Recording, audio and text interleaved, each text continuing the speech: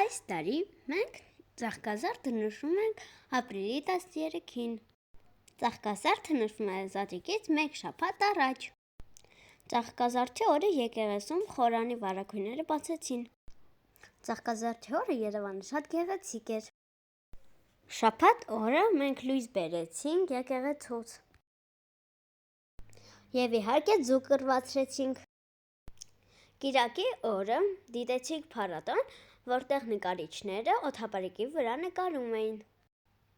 Նաև ես տեսա իմ սիրած Կաթիլ բենդին։ Օդապարիկները շատ գեղեցիկ էին։ Այնտեղ կամավորները ինձ առաջարկեցին ձու ներկել, եւ ես իհարկե ներկեցի։